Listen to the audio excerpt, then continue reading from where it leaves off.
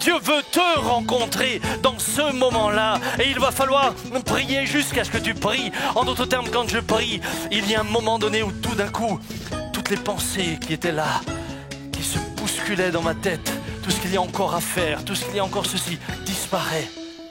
Et il y a un moment où je sais maintenant, je suis en communion avec lui.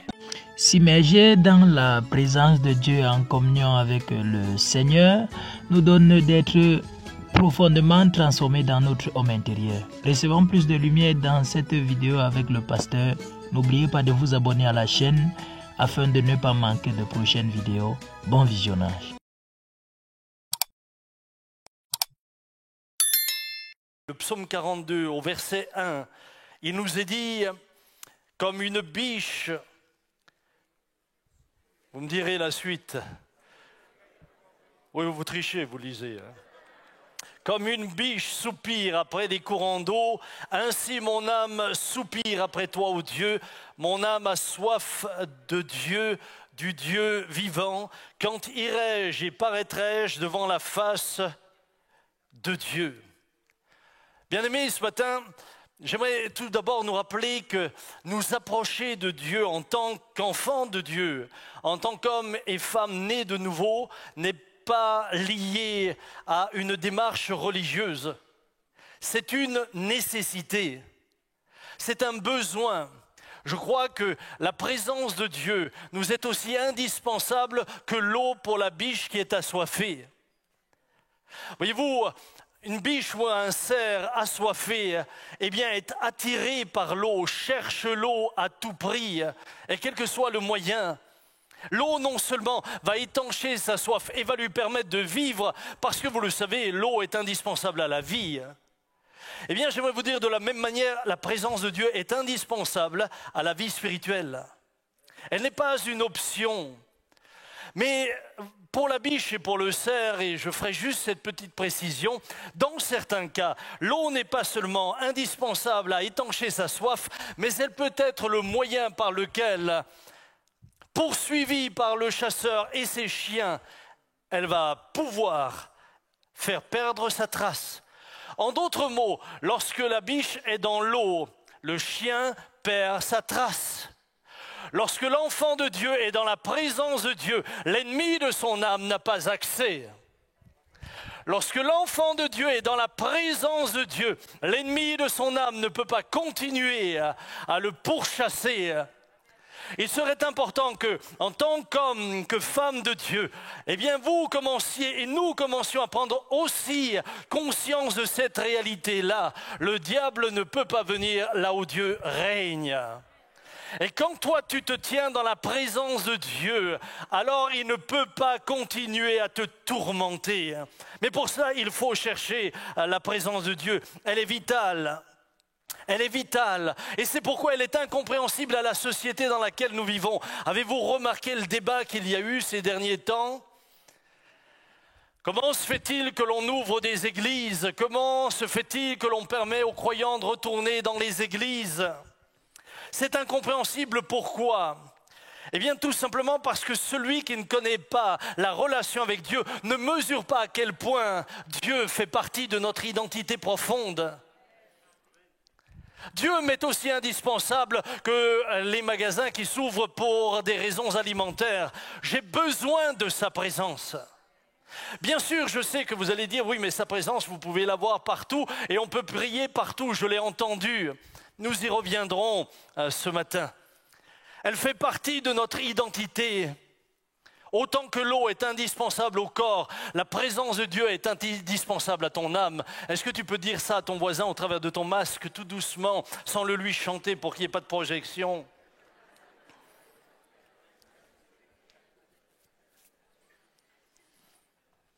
Avez-vous déjà eu soif? Avez-vous remarqué que quand vous avez soif, vous êtes obnubilé par une seule pensée? C'est trouver à boire. Eh bien, lorsque l'homme de Dieu, la femme de Dieu a soif de la présence de Dieu, il est obnubilé par ça. Il en a besoin, il le cherche parce que c'est un besoin naturel. Ça ne fait pas seulement partie de la vie chrétienne. Et ce matin, je ne vous parle pas en théoricien, je vous parle simplement en frère et en serviteur de Dieu qui sait de quoi il parle et de son besoin profond. Ce n'est pas juste de la théologie, ce n'est pas juste voilà les devoirs du chrétien. Non, si tu es né de nouveau, ça t'est indispensable, comme le bébé né de nouveau crie parce qu'il sait que sa mère va venir lui donner à boire. De la même manière, j'ai besoin de la présence de Dieu. Elle m'est indispensable. Vous savez, lorsqu'il y a des temps de canicule, malheureusement, on est obligé de rappeler aux personnes âgées qu'il faut boire. Parce que lorsque vous n'avez plus la sensation de soif, vous êtes en danger de mort. Physiquement, cela se vérifie. Et dans les maisons de retraite, on se rend compte que la personne n'éprouve plus le besoin de boire. Le problème, c'est qu'elle est en danger, elle se déshydrate. Et si on ne le lui rappelle pas, et si on ne l'aide pas, elle risque de terminer perfusée parce qu'il va falloir la réhydrater par perfusion. Mais si c'est trop tard, elle meurt. Chers amis, ce qui est vrai physiquement, l'est vrai spirituellement. Et je vais faire une remarque ce matin. Je me rends compte que finalement, ceux qui viennent de naître de nouveau, les jeunes croyants, l'autre jour je rencontrais un couple qui vient de découvrir Jésus. Ils ont une soif, ils me disaient, mais pasteur, c'est pas possible, on n'arrête plus de penser à lui, on n'arrête plus de parler de lui. Ça, c'est les jeunes croyants. Mais j'ai l'impression que pour les plus vieux dans la foi, c'est comme dans les maisons de retraite. On est de temps en temps obligé de leur rappeler qu'ils ont besoin de boire, sans quoi ils se déshydratent.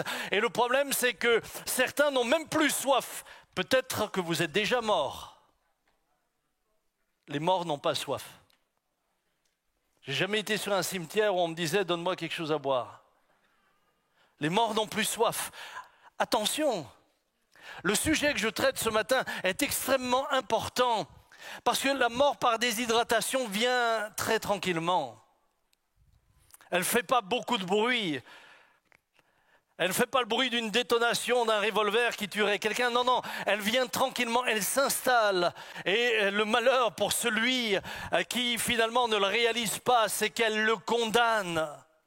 Et il y a aujourd'hui, je le crois malheureusement, des croyants qui ont besoin ici dans ce lieu, mais également sur le net, des croyants qui ont besoin de perfusion. Remettre des chrétiens sous perfusion. Ils me disent, pasteur, je ne change plus. Tu ne peux pas changer si tu ne rentres pas dans la présence de Dieu. Et tu ne peux pas rentrer dans la présence de Dieu si tu n'as plus soif de sa présence. Si elle n'est pas naturel au fond de toi. La bonne nouvelle ce matin, elle nous est donnée dans le livre de l'Apocalypse où il est dit au chapitre 22 verset 17, l'esprit et l'épouse disent viens. Ce matin, l'esprit et l'épouse te disent viens. À chacun individuellement. Je m'adresse individuellement à vous. J'aimerais ce matin que vous imaginiez que nous soyons seuls, juste l'un en face de l'autre. L'esprit et l'épouse te disent « viens ». Et ensuite, il est dit que celui qui entend ce matin, parce que ça, c'est le deuxième problème, ils ont des oreilles, mais ils n'entendent pas, dit Jésus. Et je me suis rendu compte, ça fait maintenant 38 ans, 39 ans que je prêche l'Évangile, que certains entendent, sont présents, finalement écoutent, mais n'entendent pas.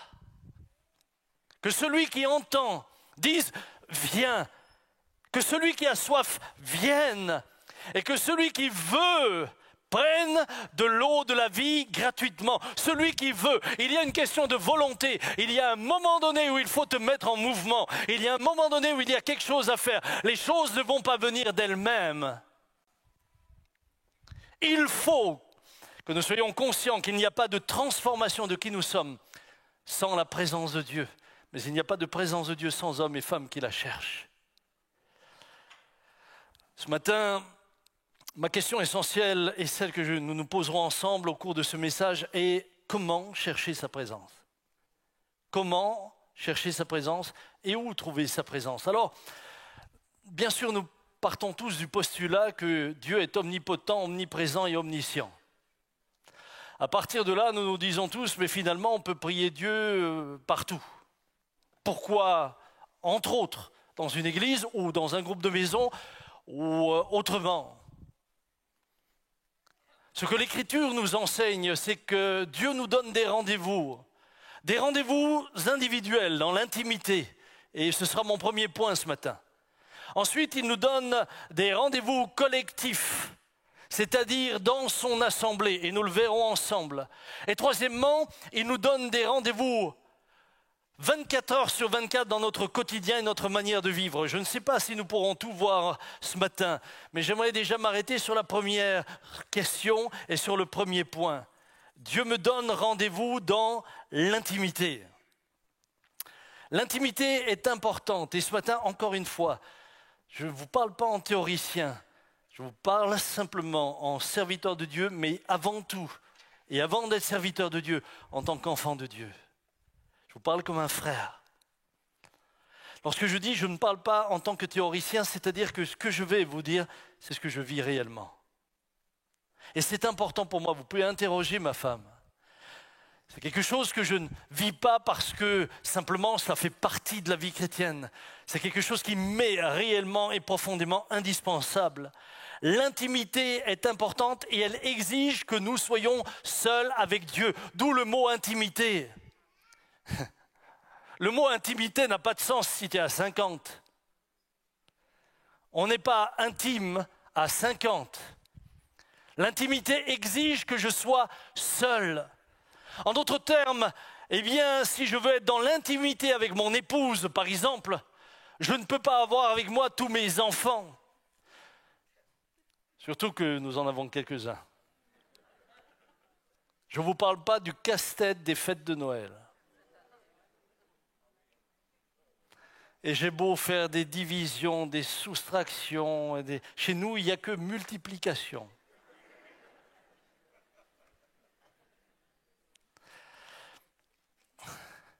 Si je veux être dans l'intimité avec elle pour parler de choses qui ne regarderont personne d'autre que elle et moi, je dois prendre du temps et je dois m'isoler avec elle.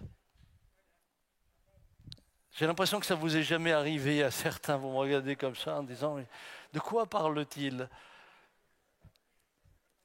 C'est une nécessité. Et nous avons besoin de ces moments de communion et nous avons besoin de ces moments de solitude. Nous sommes tous invités à nous isoler et à dégager du temps pour être seuls dans sa présence. Bien-aimé, dans sa présence, alors vous allez me dire, ah oui mais frère, quand tu t'isoles avec ta femme, tu la vois.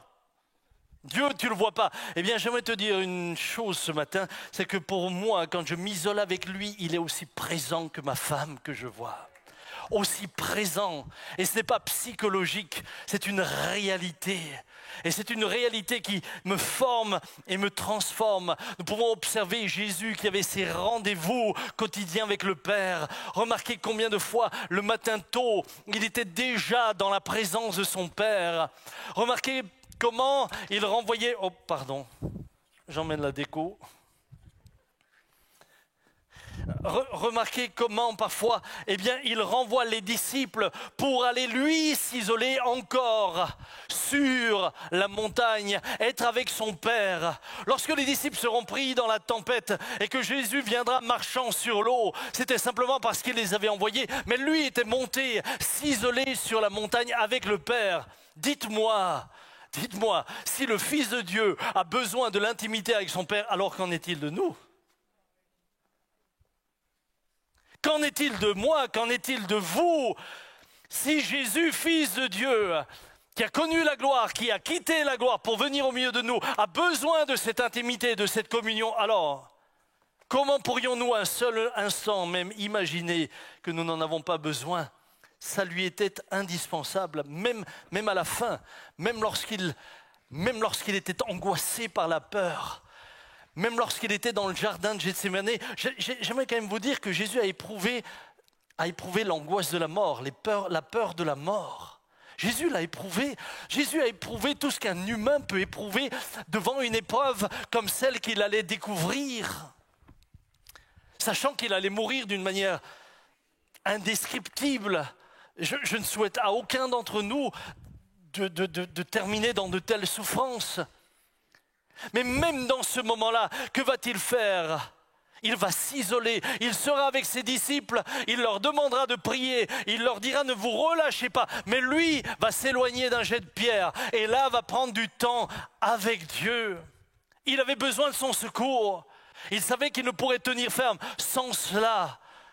Ce matin, chers amis, chers frères et sœurs, si le Fils de Dieu en avait besoin, alors Samuel, à combien plus forte raison toi tu en as besoin? Parce que c'est là que tu es transformé par sa présence. C'est là que tu vas être fortifié par sa présence. Vous retrouvez cette intimité dans la vie des apôtres. Quand vous regardez dans la suite, dans la vie de l'histoire et dans l'histoire de l'Église, vous retrouverez que les apôtres eux-mêmes avaient besoin de ces temps d'isolement avec Dieu, ces temps de solitude avec Dieu. Dans Actes chapitre 11, verset 5, il est parlé de Pierre. « J'étais dans la ville de Jopé et pendant que je priais, je tombais en extase et j'eus une vision. Un objet semblable à une grande nappe attachée par les quatre coins descendait du ciel et vint jusqu'à moi. » Il était dans la ville de Jopé et il priait. Il priait où? Il priait sur le toit d'une maison, là où il s'était isolé. J'aimerais vous rappeler que les toits des maisons en Israël, à cette époque-là en particulier, n'étaient pas des toits qui ressemblaient aux toits alsaciens. On imagine mal Pierre se recueillir sur la fête d'un toit. Donc n'allez pas sur votre toit ce soir en disant « je fais comme Pierre ». Ils avaient des toits plats, des terrasses.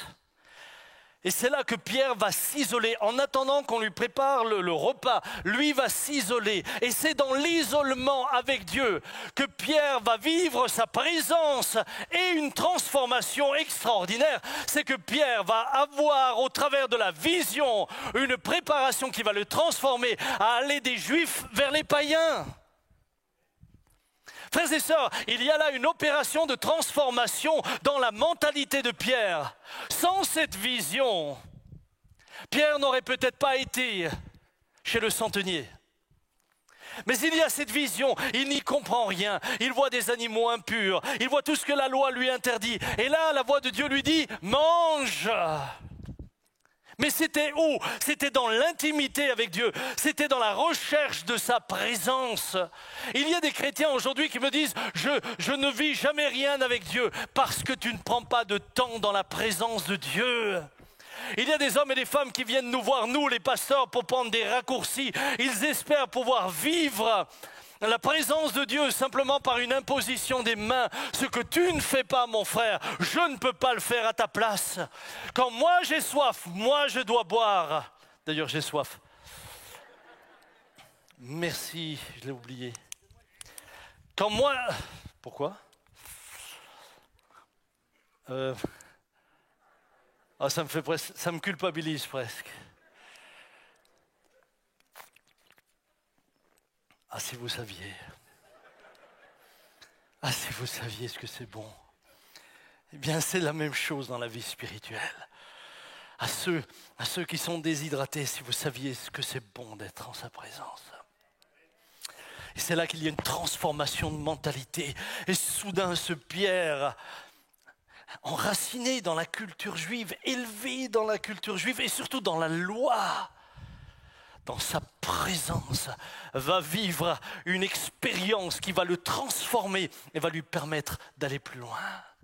Sa présence. Sa présence. Il comprenait sa présence. Jésus dira, et il nous y invite, mais toi, quand tu pries, entre dans ta chambre, ferme ta porte et prie ton Père qui est dans le lieu secret, et ton Père qui voit dans le secret te le rendra. La présence de Dieu dans le lieu secret est certaine. Tous les hommes de Dieu l'ont expérimenté. Regardez, Moïse va être appelé à être dans la présence de Dieu. Pour cela, il l'appelle à monter sur le Sinaï. Et c'est là qu'au bout de 40 jours, il se révèle à lui. Celui qui descend de la montagne n'est pas le même qui est monté. Lorsqu'il descend de la montagne, son visage brille de la présence de Dieu. Mais il fallait qu'il monte. N'espérez pas trouver les réponses de Dieu en pensant vous passer de l'intimité avec Dieu. Nous avons besoin d'entrer dans sa présence. Alors certains me disent, oh mes frères, on a tellement entendu ça. C'est ce qui m'inquiète. C'est ce qui m'inquiète. C'est que tu l'as tellement entendu et tu ne le vis pas. Ça me laisse me poser des questions quant à ta réelle expérience avec Dieu. Tu ne peux pas espérer la révélation de Dieu sans la recherche profonde et sincère de sa présence. Oublie la révélation s'il n'y a pas une recherche intime et profonde. Daniel, ah oui, bien sûr, nous voulons tous les résultats de Daniel dans la fosse aux lions.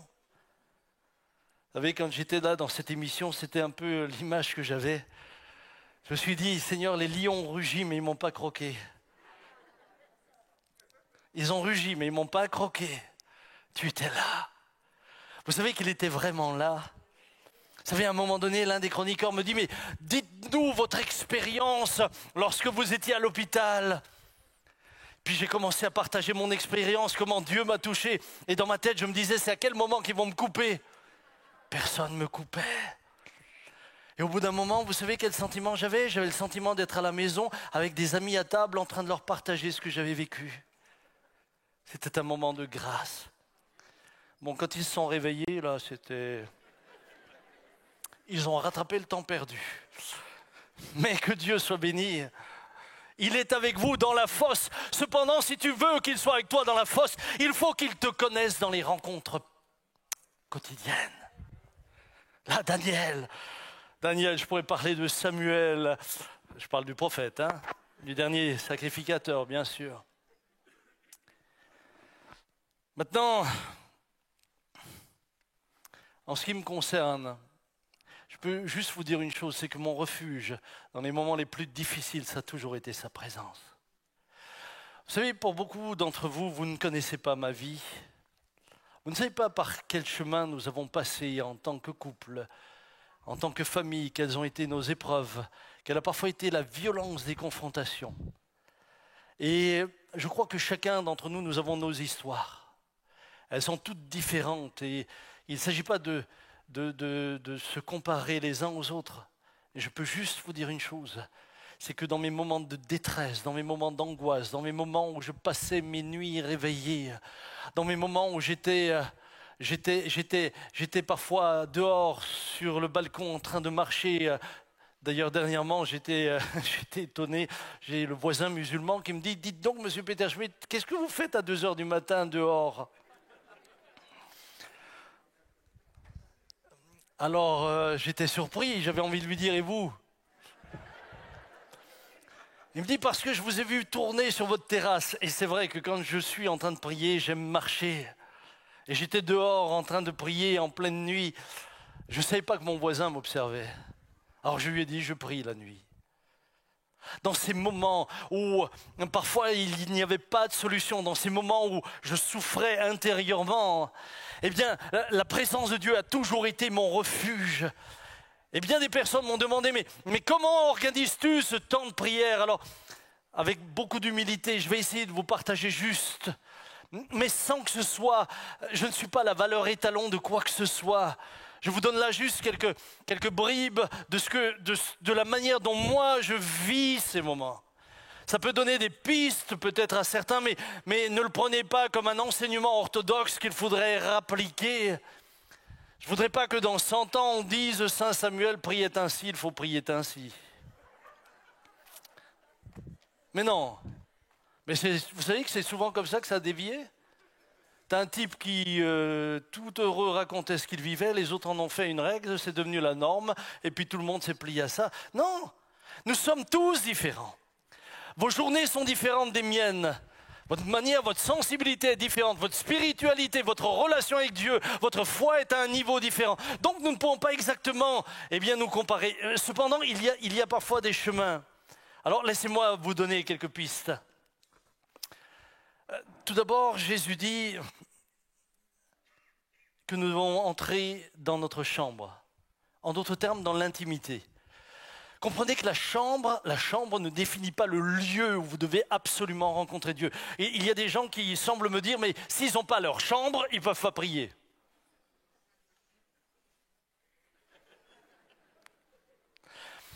La chambre est par définition le lieu d'intimité. Moi, quand je rentre dans ma chambre, il n'y a pas 15 personnes dedans en général. Hein. Enfin, même pas en général, jamais. Je ne sais pas comment c'est chez vous, mais enfin, quand je rentre dans ma chambre, en dehors de celle qui m'accompagne depuis 37 ans, et là elle compte pour voir si c'est juste, il n'y a personne d'autre. Donc la chambre, c'est le lieu où tu vas être seul avec la personne que tu veux rencontrer. Ce qui veut dire que ça peut être seul en forêt. Ça peut être seul dans un autre lieu, parfois seul en t'isolant dans ton lieu de travail. Maintenant, ceux qui me disent que leur rencontre régulière avec Dieu, c'est dans la voiture quand ils conduisent, permettez-moi quand même d'y mettre quelques bémols, parce qu'il est difficile d'être pleinement concentré sur celui que vous aimez tout en conduisant, à moins que vous mettiez en danger l'ensemble de la population autour de vous. Bien sûr que moi aussi je prie dans ma voiture, bien sûr que j'ai vécu déjà des moments merveilleux dans ma voiture, mais ils ne remplaceront jamais mon rendez-vous avec lui dans le secret de ma chambre. Et moi, le secret de ma chambre chez moi, c'est ma petite salle de bain. Et j'ai le chauffage à fond, c'est vrai. Et c'est mon lieu. D'ailleurs, mes enfants souvent me le reprochaient. Parce qu'une fois que j'étais dedans, j'étais dedans. Et là, que vais-je faire? C'est un peu comme Daniel. Daniel chapitre 6, lorsque Daniel sut que le décret était écrit, il se retira dans sa maison où les fenêtres de la chambre supérieure étaient ouvertes dans la direction de Jérusalem. Et 3 fois le jour, il se mettait à genoux, il priait et il louait son Dieu comme il le faisait auparavant. Et je commence souvent, dans ce moment-là, à lui parler. Et j'aime commencer à le magnifier. J'aime commencer d'abord à me rappeler qui je suis par rapport à sa grandeur. J'aime commencer à lui dire, toi qui as créé les cieux et la terre. Ce ne sont pas des formules que je vous donne, mais juste un chemin.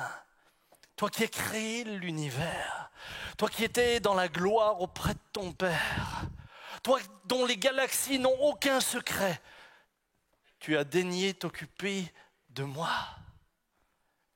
Qui suis-je à tes yeux? Que suis-je? Une poussière? Un microbe? Même un microbe, mes bien-aimés, aujourd'hui, et celui qui nous préoccupe en tout cas, est plus grand que nous à l'échelle de l'univers. Pourtant, Dieu a bien voulu venir vers nous. Et là, je commence à l'adorer. Il se peut que je vais chanter. Il se peut que je vais simplement l'adorer en priant. C'est parfois des moments qui deviennent tellement forts que je pleure. Ce sont des moments d'intimité. C'est des moments de liberté également. Où je peux l'adorer, où je peux l'aimer.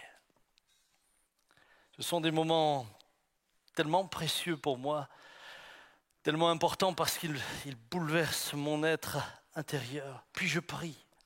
Mais je prie, pardonnez-moi, jusqu'à ce que je prie. Comprenez ce que je veux vous dire? Pour moi, entrer dans le secret de ma chambre, c'est pas juste venir débiter une série de listes. Je sais que certains ont des listes de prières. Alors point 1, 2, 3, 4, Dupont, Meyer. Je ne dis pas que c'est mauvais.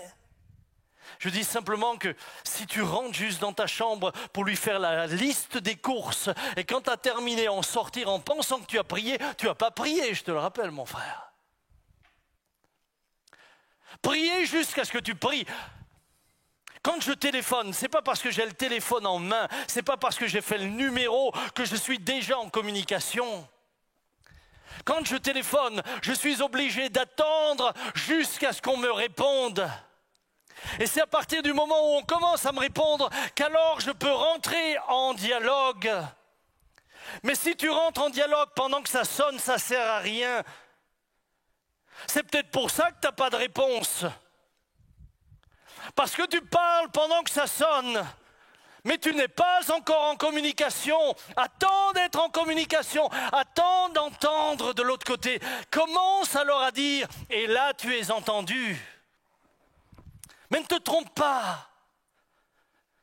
Je vois des chrétiens penser que prier, c'est vite venir dans sa chambre, déblatérer tout ce qu'ils le savent, rajouter encore un petit psaume, et puis c'est bon, et on repart. Là, vous avez fait votre devoir religieux, mais c'est juste qu'un devoir qui n'intéresse pas Dieu au ciel. Si je rentre dans l'intimité avec ma femme pour lui déblatérer des balivernes, et je l'ai, et je t'aime, et t'es la plus belle, etc., mais qu'elle sait que je ne suis pas avec elle, ça ne sert à rien.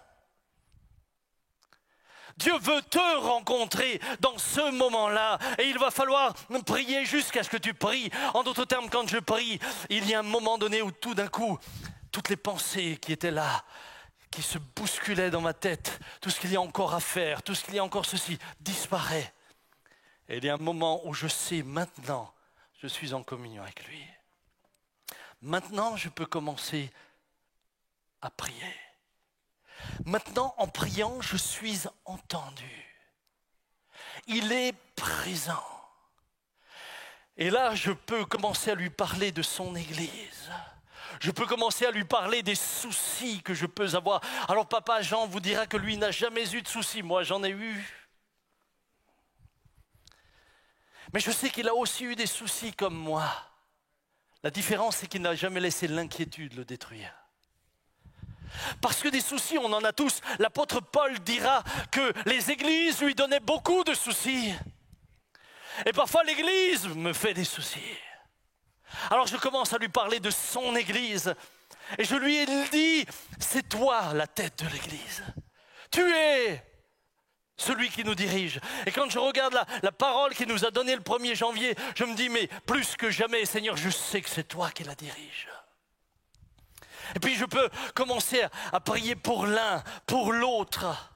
Prier aussi pour ceux qui m'inspirent. M'arrivent parfois des noms auxquels je ne pense pas, mais Dieu me les impose pour que je prie pour eux. Ce sont ces moments d'intimité dans lesquels Dieu va aussi me parler. Soudain Dieu me parle. Soudain Dieu me dit, mais tu pries, mais à tel moment tu n'étais pas juste. Tu pries, mais là il y a encore quelque chose que tu dois régler. Tu pries, mais là il y a quelque chose que tu dois redresser. Je ne sors pas de la présence de Dieu sans être transformé. Il m'est arrivé de rentrer dans la présence de Dieu en étant fâché avec ma femme. Vous, ça vous arrive jamais. J'étais fâché pour X raisons et parfois c'est malheureusement... Vous savez, plus on vieillit, plus on se dit, mais qu'est-ce que c'était bête. Vous le verrez, vous les jeunes couples, vous êtes encore plein d'hormones, plein d'énergie. Et puis dès que ça va pas, vaca. Et moi et ma femme, je pense que si on avait été deux silex, on aurait fait beaucoup de flammes. Mais combien de fois, dans la prière, je me mettais à genoux et je pouvais, Dieu ne me laissait pas de paix. D'abord, tu vas te repentir. D'abord, tu demandes pardon. Alors, je lui expliquais pourquoi elle avait tort. Malheureusement, il maintenait sa position. Et j'ai l'impression qu'elle a bien compris que quand on est fâché, que je pars dans la présence de Dieu, quelque chose se passe quand j'en ressors. Mais ça peut être vrai avec quelqu'un, avec une attitude, avec une parole. Il m'est arrivé de reprendre le téléphone, d'appeler quelqu'un en disant « Si mes propos vous ont blessé, je vous demande pardon. » Parce que dans la présence de Dieu, tu es transformé par sa sainteté. Tu progresses. Là où lui est, il y a une progression, une transformation. Que fais-je encore ? Bien sûr, j'intercède et je ne vais pas aller dans tous les détails, mais il m'arrive également de prier en prenant par exemple un psaume ou un texte de l'Écriture. Vous savez que dans ma chambre haute, dans mon lieu de prière, eh bien, j'ai souvent une Bible à la portée de la main. Et là, je peux prendre par exemple, je vous donne un exemple, le psaume 86, verset 11. C'est dans un temps de prière, dans le moment où nous étions en train de nous faire rouler dessus par les médias, que tout d'un coup, je disais, Seigneur, j'ai besoin de toi, j'ai besoin que tu me parles. Et Dieu me parle. Psaume 86, 11, il est dit, Seigneur, montre-moi quel chemin je dois suivre. Je veux vivre en te restant fidèle. Mets en moi cette seule préoccupation, rester soumis à ton autorité. C'est dans la version français-coréen. Seigneur, montre-moi la voie que je dois suivre. Et là, ça devient, dans ce moment de communion avec Dieu, ça devient ma prière. Oh Dieu, montre-moi la voie que je dois suivre. Montre-moi le chemin, dans ma situation, dans la position où je suis. Vous savez, lorsqu'il y a eu l'exposition médiatique, il y a des gens qui nous ont... qui m'ont pas compris. Certains disaient oui, mais on répond trop aux médias, on fait trop ceci, on fait trop cela. Et moi, ma question, et c'était celle-là, montre-moi la voie que je dois suivre. Parce qu'à un moment donné, quand tu es en charge, quand tu es en responsabilité, quand tu es serviteur de Dieu d'une église, tu es seul à devoir porter la responsabilité des choix et des directions que tu vas prendre. Je ne peux pas consulter 2000 personnes parce qu'il y aura 2000 avis. Et à un moment donné, le seul que je puisse consulter réellement, c'est celui qui en est le chef. Et là, je lui ai dit, mais quel chemin je dois suivre? Et dans les jours qui ont suivi, j'ai reçu le coup de fil d'un ancien ministre de la République française. Elle me disait, pasteur, je vois ce que vous êtes en train de vivre. J'ai passé par des moments qui ont été similaires. J'aimerais vous dire une chose, ne les laissez pas écrire votre histoire. Répondez. À partir de là, j'ai dit à Nathalie, j'ai dit à Jonathan, nous répondrons à tous les journalistes. Nous ne les laisserons pas écrire notre histoire. Vous savez, j'ai compris une chose, c'est toujours facile de critiquer les décisions quand on n'en a pas la responsabilité. C'est facile de critiquer M. Macron. C'est facile de critiquer un gouvernement. Mais comment pouvons-nous critiquer un gouvernement quand nous-mêmes, nous ne savons même pas toujours diriger nos propres familles? Hello, commençons par de l'humilité. Avant de leur faire la leçon, commençons à regarder chez nous-mêmes. Commençons par être juste un peu humbles, en disant « Waouh !» Avant de leur expliquer comment faire, peut-être qu'il faudrait que je me remette en question déjà juste sur ce que moi j'ai à faire. Et c'est comme ça, dans la présence de Dieu, ce texte, entre autres, montre-moi quel chemin je dois suivre. Je veux vivre en te restant fidèle. Et là, ça devient ma prière, Père. Je veux vivre en te restant fidèle. En d'autres mots, éloigne de moi tout ce qui pourrait me rendre infidèle. Mais surtout, aide-moi à mourir à moi-même. Parce que le premier danger, avant le diable, c'est ma propre chair. C'est l'orgueil. C'est la vanité. Ce sont toutes ces choses-là avant le diable. Seigneur, garde-moi de moi-même. Et je continue à prier. Mets en moi cette seule préoccupation, rester soumis à ton autorité. Seigneur, mets en moi cette seule préoccupation, qu'elle devienne ma ligne de vie. Frères et sœurs, quand vous commencez à prier, mets en moi cette seule préoccupation, rester soumis à ton autorité. Je peux vous dire qu'à partir de là, chaque jour, ce que vous êtes amené à faire, vous réfléchissez si vous le faites sous son autorité ou non. Et c'est comme ça que je peux passer une demi-heure, 3/4 d'heure, 1 heure et quart dans la prière. C'est comme ça que je peux prier le matin. C'est comme ça que je peux dire à ma femme le soir, peut-être, je retourne dans la salle de bain. Elle sait ce que ça veut dire. Mais pour moi, ces moments-là, comprenez, ces moments-là ne sont pas des moments obligés ou forcés. Ces moments-là sont pour moi le moment de ma liberté.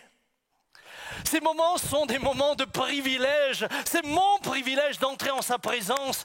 Et c'est mon privilège d'en sortir parfois en pleurant, humilié, parce qu'il m'a convaincu de pécher.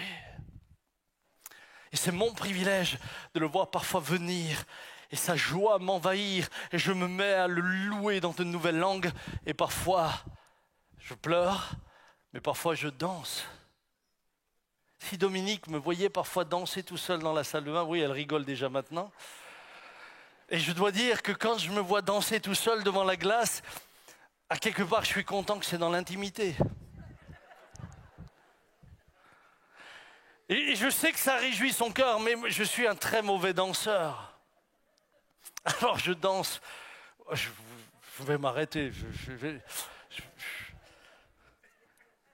Mais j'essaye de même pas de regarder la glace, sinon je dois rire. Mais il y a une joie qui est là. Il y a une joie qui est là. Je suis parfois rentré abattu dans mon temps de prière. J'en suis sorti joyeux. Quand mon fils était en psychiatrie, quand parfois nous passions des journées, vous savez, je prenais parfois le temps des heures avec lui, en forêt, je marchais avec lui.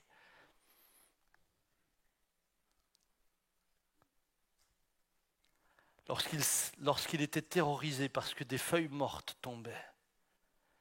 Si on m'avait dit à une époque, on peut avoir peur du bruit d'une feuille morte, j'aurais eu du mal à vous croire. Je l'ai vécu. Je l'ai vécu se replier sur lui-même. Ah! Quand la nuit, l'oppression était là, quand parfois je l'entendais se lever, je ne savais pas ce qu'il allait faire. Mon refuge était dans ma chambre avec lui.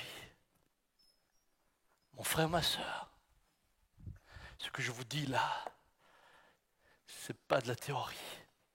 Je vous partage un petit bout de ma vie pour vous dire qu'il n'y a pas un refuge plus grand que l'Éternel, que c'est dans sa présence que vous allez progresser. Faites des études bibliques toute votre vie du matin au soir. Sans sa présence, vous resterez les mêmes. Vous aurez des têtes comme ça, mais vous resterez les mêmes. Sa présence rend sa parole vivante. Vous avez beau dire, je proclame la parole, proclame-la autant que tu veux. C'est sa présence qui la rend vivante. C'est sa présence qui te transforme. C'est sa présence.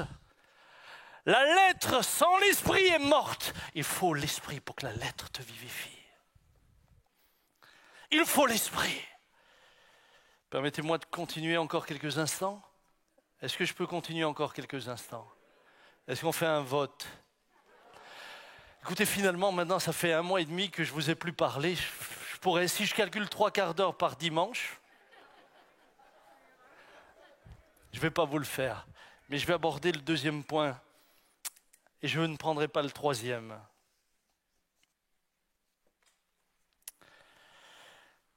Ce que nous venons de voir, c'est ce que l'on a souvent appelé le culte personnel. Alors appelez-le comme vous voulez. Moi, c'est mon moment privilégié avec lui. C'est le moment où il me fait l'honneur de me recevoir. C'est le moment où je loue Jésus d'être mort à la croix pour moi et d'avoir ouvert une voie nouvelle pour que je puisse m'approcher librement du Père. C'est le moment où je réalise la grâce que j'ai, que Jésus est mort pour moi parce que maintenant, moi, je peux me présenter devant le Père et je peux lui adresser ma prière. Mais s'il y a le culte personnel, il y a également le culte communautaire. Dieu est présent au milieu de nous. Voyez-vous, j'ai rencontré beaucoup de chrétiens qui, au nom de l'omniprésence de Dieu, et ils le prennent finalement pour se servir eux-mêmes de ce qui les arrange, me disent qu'ils n'ont pas besoin d'église. Ils n'ont pas besoin de la communauté des croyants, puisque finalement Dieu est partout, ils peuvent prier partout, ils peuvent prier chez eux. Je ne m'adresse pas aux amis internautes qui n'ont pas d'assemblée. Je ne m'adresse pas à vous, chers amis, qui malheureusement aspiraient à un endroit comme celui-là et n'en avaient pas. Mais je m'adresse à tous ceux qui ont un endroit et qui n'y vont pas par confort.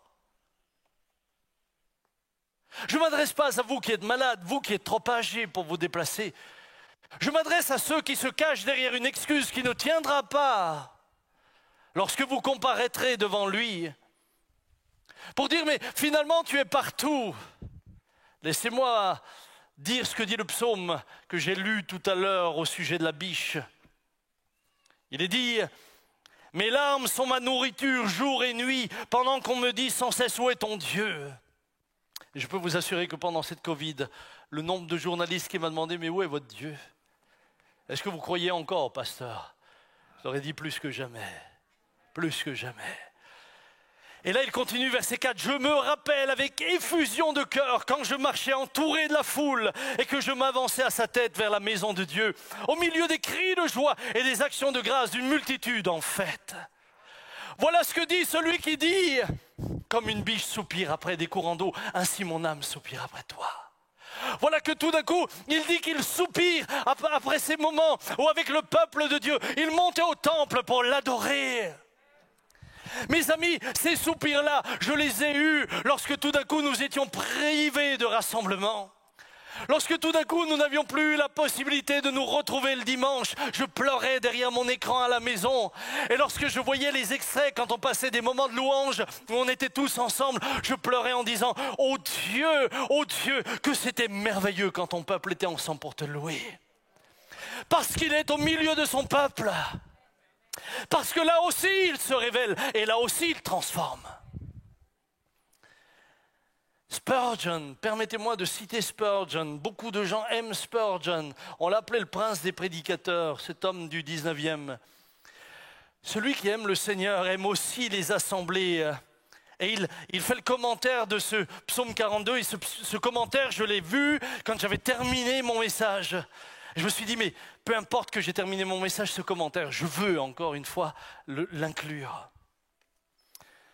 Celui qui aime le Seigneur aime aussi les assemblées où on adore son nom. David ne se sentait jamais tant à l'aise que dans la maison de son Dieu. Le culte personnel ne lui suffisait pas et il ne délaissait pas le lieu où les saints s'assemblent comme c'est la coutume de certains.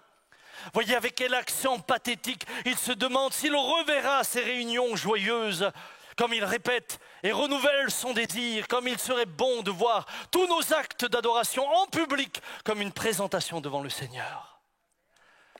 Fin de citation, Spurgeon. Je découvre une chose, c'est que les problèmes de Spurgeon à son époque n'ont pas changé aujourd'hui. Se sont peut-être même aggravés avec les nouvelles technologies. Non pas que les technologies soient mauvaises. Je suis heureux de toutes les nouvelles technologies et d'annoncer l'évangile partout.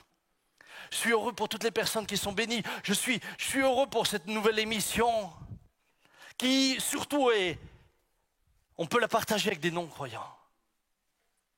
Mais quand la technologie devient le moyen de ne plus avoir même l'aspiration à la maison de Dieu, elle révèle une maladie de l'âme. Vous savez, permettez-moi de le dire, il me semble difficile pour les membres d'une famille d'expliquer au père de cette dernière qu'il veut bien passer du temps avec lui, mais que ses frères et sœurs ne l'intéressent aucunement. Je suis père. J'ai 6 enfants. Si un seul de mes fils vient me voir en me disant « Désormais, déçu par les autres, je ne veux plus que te voir toi », en tant que père, je ne pourrai jamais l'accepter. Je ne peux pas accepter qu'un de mes fils ne veuille plus qu'une relation exclusive avec moi en méprisant ses frères. Si tu as un problème avec tes frères, tu le règles. Si tu veux me rencontrer avec joie dans la mesure où ce que tu as à me dire ne peut qu'être dit entre toi et moi. Mais si c'est juste parce que tu as un problème avec tes frères, avant d'apporter ton offrande, va et réconcilie-toi avec eux. Bien-aimé, ce matin, quel père digne de ce nom peut se réjouir d'une telle situation? Y a-t-il des pères ici? Levez voir votre main. Y en a-t-il un seul d'entre vous qui peut se lever à votre place et dire « Ah ben tiens, moi je serais très content que j'ai un de mes fils qui dise qu'ils veulent que moi et puis que ses frères et sœurs ne l'intéressent pas ». Aucun. Moi j'aime tous mes enfants. Je n'ai pas de préféré. Mais j'ai 6 enfants uniques. Souvent les gens me disent « Oui, tu as 6 enfants ». Ça veut dire quoi? J'ai pas 6 enfants, j'ai 6 enfants uniques. Benjamin est unique, il n'y en a qu'un seul. Et heureusement, Dieu soit béni. Jonathan est unique, et je pourrais dire la même chose. Et heureusement, Dieu soit béni. Je ne vous parle même pas de Michael, qui lui a réussi à accélérer le changement de teinte de mes cheveux. Il est unique. Aujourd'hui, il a un beau témoignage, mais il y a travaillé sérieusement. Johanna, c'est ma fille unique. Elle est unique. Et heureusement. Sarah est ma fille unique. Mais en même temps, j'ai une famille.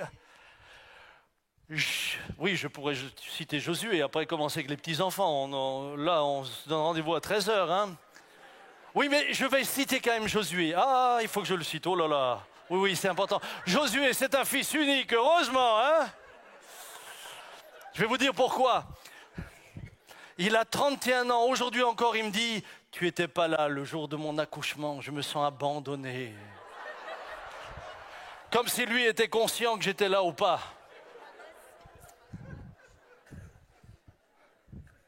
Quelle vedette celui-là. Même s'il fallait l'inventer, je ne sais pas si quelqu'un le découvrirait la recette. Hein. Dieu a des enfants uniques, je suis unique aux yeux de Dieu. Je suis unique aux yeux de Dieu et parfois je dois être pénible. C'est qui a confirmé ça? Mais en même temps, je veux vous dire, je suis unique, mais j'appartiens à votre famille. Que ça vous plaise ou pas, je suis votre frère. Ça t'énerve? Tu choisis tes amis, pas tes frères. J'en fais partie. J'en fais partie. Et mon Père dans le ciel se réjouit de toute la famille. Il se réjouit des uns des autres. Écoutez bien. Jésus rassemblait les siens pour des moments de louange. Dans Matthieu 26, 29, je vous le dis, je ne boirai plus désormais de ce fruit de la vigne jusqu'à ce que j'en boirai de nouveau avec vous dans le royaume de mon Père. Après avoir chanté les cantiques, ils se rendirent à la montagne des Oliviers. Ils priaient ensemble. Ils le chantaient ensemble. Et moi, j'ai vécu des moments de la présence de Dieu dans ce lieu, pendant que nous adorions tous ensemble, qui m'ont très souvent transformé. Des moments où je suis sorti bouleversé. Des moments où j'étais à ma place ici et je pleurais. Je pleurais en disant que tu es grand, que tu es grand. Mais parce que vous étiez tous avec moi et nous étions tous ensemble en train de l'adorer. Je vais vous dire une chose sincère, vous me manquez. Vous me manquez sincèrement. J'ai besoin de vous voir. J'ai besoin d'être avec vous. Pas seulement du haut de l'estrade, j'ai besoin de vous connaître. J'ai besoin d'être avec vous. Vous êtes mes frères, vous êtes mes sœurs. Et en plus de ça, on m'a dit que vous héritez avec moi. Bon, ça c'est un truc que je vais encore régler. Non, on héritera ensemble. Frères et sœurs, même Jean-Marie hérite avec moi. Le connaissant, il va falloir que chez le notaire au ciel, on soit prudent, hein?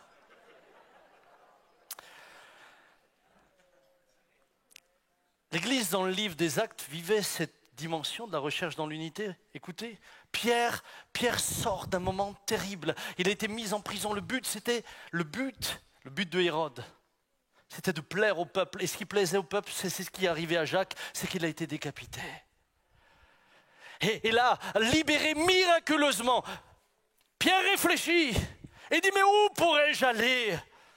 Et il nous a dit la chose suivante, après réflexion, il se rendit à la maison de Marie, mère de Jean surnommé Marc, où un certain nombre de personnes étaient réunies et priaient.